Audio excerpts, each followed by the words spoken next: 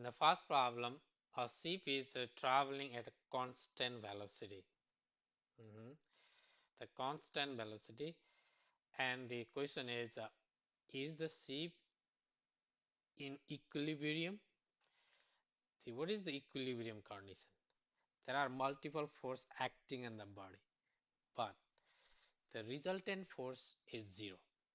Means either the body or object is in rest or it is moving with a constant speed. In the constant speed, we have no acceleration, means we have no force. So that is the first. So the statement says like uh, we have constant velocity means acceleration is zero. Means force resultant force is ma, which is zero. Means the body is in equilibrium, right? The ship is in equilibrium.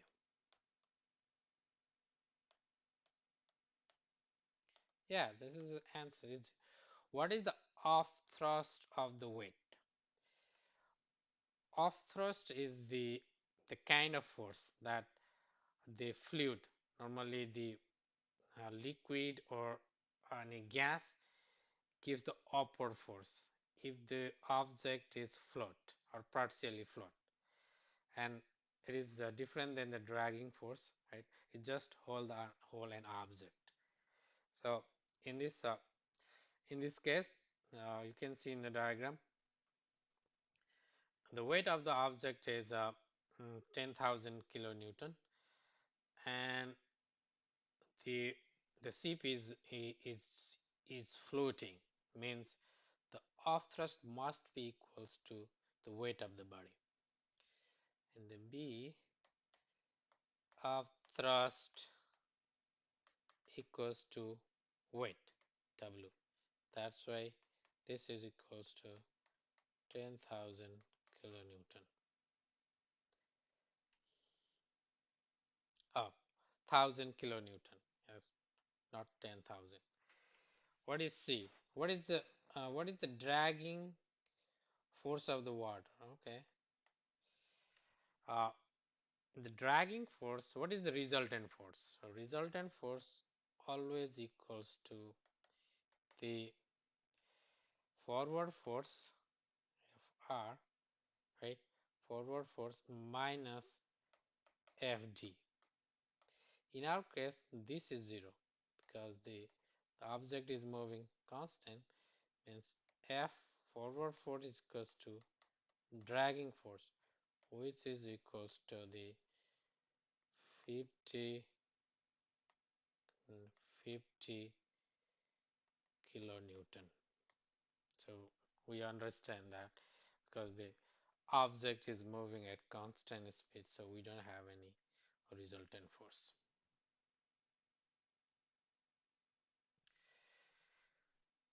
Uh, in next example, a child is uh, moving in the water slide.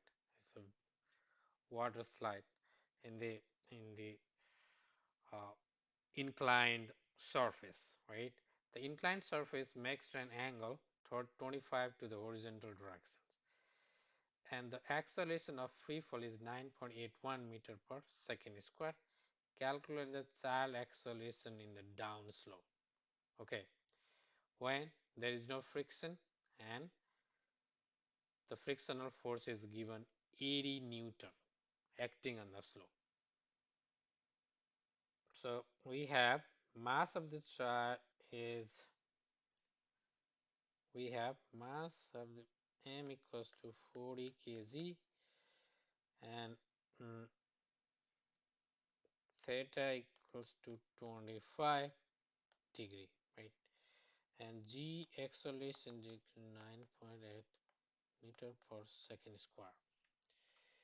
This is the given here. And let's make one vector diagram. Okay, let's make one vector diagram here.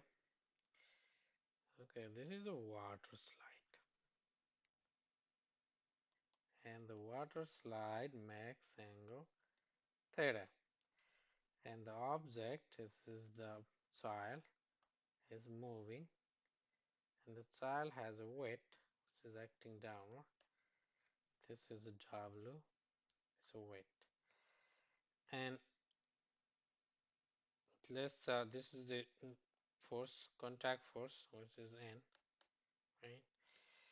And this is this force is acting vertical, and this angle is also theta. But this is this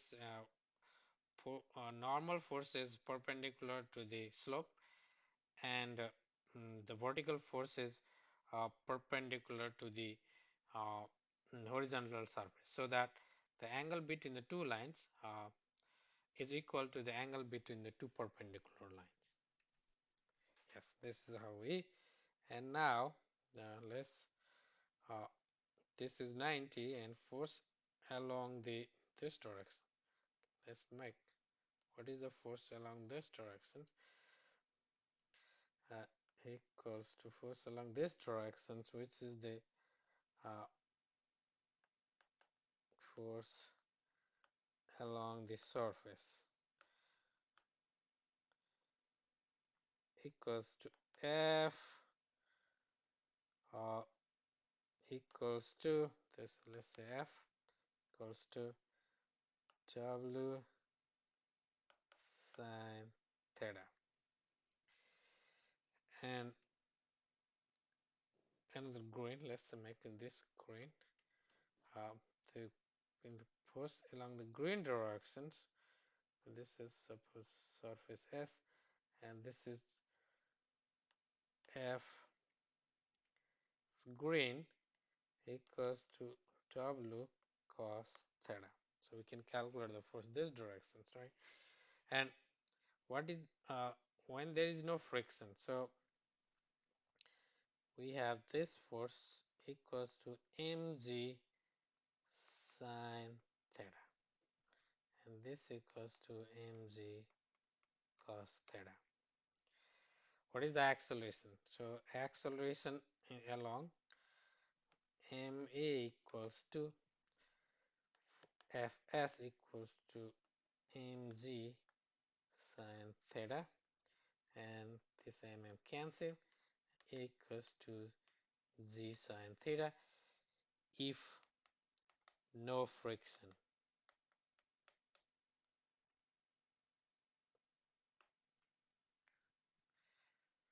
What is it? So a equals to 4.15 meter per second square. This is it. What if we have frictions? We ma equals to fs minus f frictional force. This equals to g sine theta mg sine theta minus ed. Let's calculate. Here, let's divide the m on both sides. G sine theta minus ed by m equals to g sine 25 minus 2, which is equals to 4.15 minus 2 equals to 2.15 meter per second square. So we calculate the acceleration in the downward slope. So this is the downward slope, and we resolve the weight along the downward slope, and that the component of the weight in the downward slope is equal to the force that drives the child in the water slide, and we calculate the acceleration.